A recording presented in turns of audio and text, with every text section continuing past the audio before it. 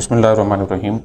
Real analysis की videos में ये हमारी 7वीं वीडियो है जिसमें हम ये प्रूफ करेंगे कि if f is monotonic on close interval a to b and if alpha is continuous on the close interval a to b then f is Riemann Stieltjes integrable. तो दो कंडीशंस हैं हमारे पास कि फंक्शन एफ जो है वो monotonic है। अब मोनोटोनिक फंक्शन मोनोटोनिकली इंक्रीजिंग भी होते हैं, मोनोटोनिकली डिक्रीजिंग भी होते हैं। तो देखिए कि ये इसका ग्राफ किस तरह का है। फॉर एग्ज़ाम्पल यानी इंक्रीजिंग का मतलब ये है कि x2 ग्रेटर देन और equal to x1 implies that f of x2 is greater than और equal to f of x1। कि रियल लाइन पर जैसे जैसे हम राइट साइड पे मूव करें, ये अगर इंटरवल a से b तक है, तो रियल लाइन पर राइट साइड पे मूव करने से फंक्शन का ग्राफ या तो ऊपर की तरफ जाए या स्ट्रेट लाइन हो या फिर वो नीचे की तरफ जाए। ये तीनों तो एक्सेप्टेबल हैं, लेकिन इस तरह का ग्राफ एक्सेप्टेबल नहीं होगा कि वो कहीं पर तो इंक्रीज़ हो रहा हो और कहीं पर डिक्रीज़ हो रहा हो। तो ऐसा नहीं होना चाहिए। इंक्रीजिंग का मतलब ये है कि राइट साइड पर जाते हुए फंक्शन ऊपर की तरफ जा रहा है, बढ़ रहा है, यानी हर राइट साइड वाली वैल्यू पर फंक्शन की लेफ़्ट साइड वाली वैल्यू से वो ज़्यादा होगी और लेफ़्ट साइड पर कम होगी। इसी तरह अगर वो डिक्रीज़ हो रहा है तो राइट साइड पर फंक्शन की वैल्यू कम होगी, लेफ़्ट साइड पर ज़्यादा होगी। और अगर वो कांस्टेंट है तो फिर भी उसे मोनोटोनिक कहा जाता है, तो वो इक्वल होगी। तो इस तरह के ये फंक्शंस हमारे पास हैं, लेकिन इस तरह का फंक्शन नहीं है कि वो कहीं पर इंक्रीजिंग है कहीं डिक्रीजिंग हो। तो हमें ये प्रूफ करना होगा कि फंक्शन अगर मोनोटोनिक है on the close interval a to b और अल्फ़ा कंटिन्यूस है पूरे इंटरवल पर, तो function f Riemann Stieltjes integrable होना चाहिए। तो हम कोशी क्राइटेरिया यूज़ करेंगे। कोशी क्राइटेरिया क्या है कि for every epsilon greater than 0 there must exist a partition P of the closed interval a to b such that UPF alpha minus LPF alpha must be less than epsilon। ये condition हम satisfy करवाने लगे हैं, यानी हम पहले एक epsilon चुनेंगे और उसके कोरस्पॉन्डिंग एक पार्टीशन बनाएंगे। तो हम एक एप्सिलॉन चुन लेते हैं कि let epsilon greater than 0 be given.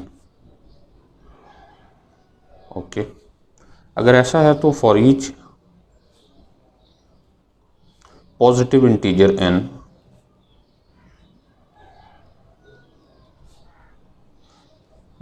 we can choose a partition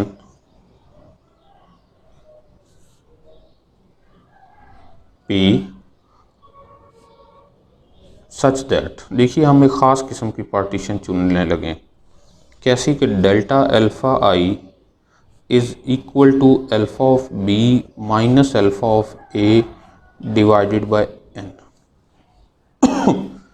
कि हर डेल्टा अल्फ़ा जो है वो इसके इक्वल हो, जो कि हम अपनी मर्ज़ी से पार्टीशन ले सकते हैं। पूरे इंटरवल की पार्टीशन इस तरह से ली कि हर सब इंटरवल की जो लेंथ है डेल्टा अल्फ़ा की सेंस में, तो हर डेल्टा अल्फ़ा इक्वल हो alpha of b minus alpha of a divided by n। और आई क्या है, आई 1 है, 2 है and up to so on n तक है। ये अब हमारे पास एक ऐसी पार्टीशन है जिसमें हर डेल्टा अल्फ़ा सेम है।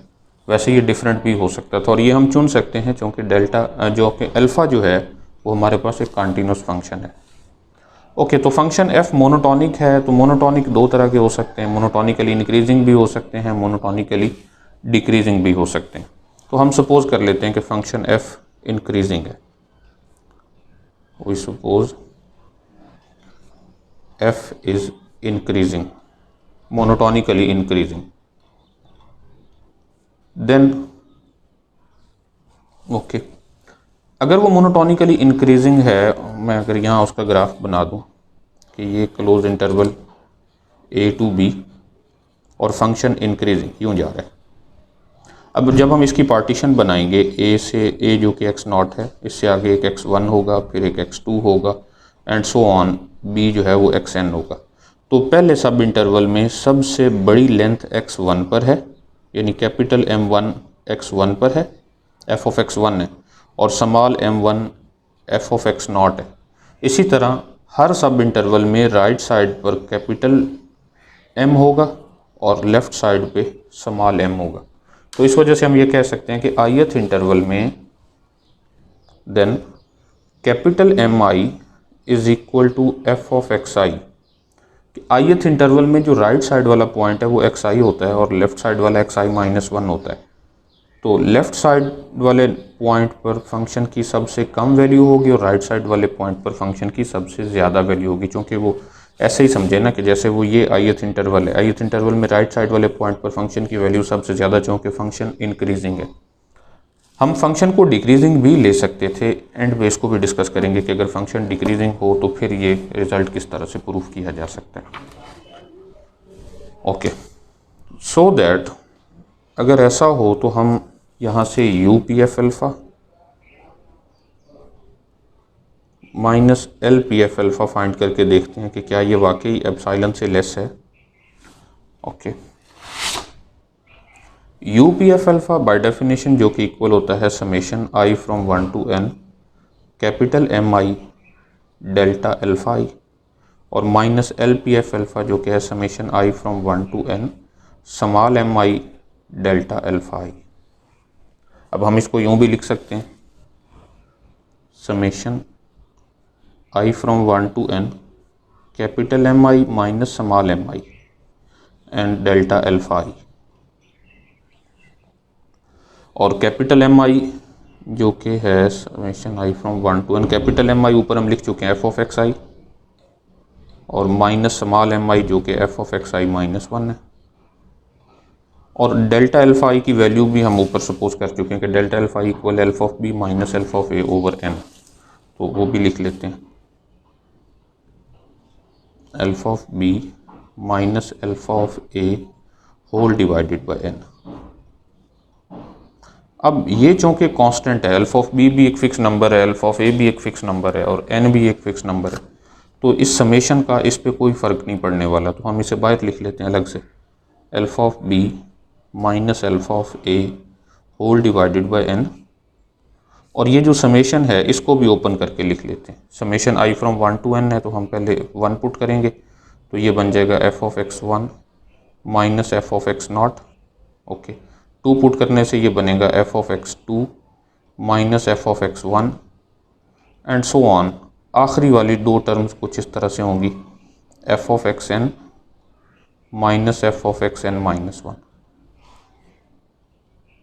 ओके, अब यहाँ कैंसलेशन हो जाएगी, f of x one minus f of x one से कैंसिल होगा, इसी तरह f of x two minus f of x two से कैंसिल होगा और minus f of x n तक ये सारे कैंसिल हो जाएंगे। तो ये बन जाएगा alpha of b minus alpha of a और यहाँ इसके साथ मल्टीप्लाई होगा एफ ऑफ, ये जो कि इसको देखें एफ ऑफ एक्स एन जो कि बी है, so f of b minus f of a x naught जो कि ए है and whole divided by n. अब देखना ये कि क्या हम इसे लेस देन एप्सिलॉन लिख सकते हैं या नहीं लिख सकते। तो हमारे पास आर्किमीडियन प्रॉपर्टी क्या है, बोला मैं उसको यहाँ थोड़ा सा एक्सप्लेन कर देता हूँ। आर्किमीडियन प्रॉपर्टी की रूह से हम ये कह सकते हैं कि अगर हमारे पास कोई से दो रियल नंबर्स हों फॉर एनी एक्स व वाई बिलोंगिंग टू आर, जबकि उनमें से x जो हो वो 0 से बड़ा भी हो, दो रियल नंबर हैं उनमें से एक नंबर 0 से बड़ा है, उसको हम x कह लेते हैं। तो अगर ऐसा हो तो यहाँ एक नेचुरल नंबर एग्जिस्ट करता है belonging to n such that nx is greater than y, या फिर हम इसे यूँ भी लिख सकते हैं y over n is less than x। यानी एक ऐसा नंबर एग्जिस्ट करता है, एक ऐसा नेचुरल नंबर एग्जिस्ट करता है कि ये y ओवर n ये जो रेशियो है ये इस पॉजिटिव नंबर से कम हो जाती है। तो यहाँ पर भी अगर देखा जाए कि हम x यहाँ पर सपोज कर लें एप्सिलॉन को, x अगर एप्सिलॉन हो, y अगर हम इस नंबर को सपोज करें देखें ये x 0 से बड़ा भी है, y अगर हम ये वाला नंबर लें alpha of b minus alpha of a and multiply with f of b minus f of a, तो यहाँ एक ऐसा नेचुरल नंबर एग्जिस्ट करेगा जिसको हम लिख सकेंगे y ओवर n यानी ये number over n less than x हो जाएगा। मीन हम इसे कह सकते हैं that is less than epsilon by Archimedean property. फिर देख लें कि ये y है ये n है तो y over n must be less than x, तो वो एक एप्सिलॉन है, यानी एक ऐसा नेचुरल नंबर एग्जिस्ट करता है और ये बहुत बड़ा नंबर होता है फॉर वेरी लार्ज n।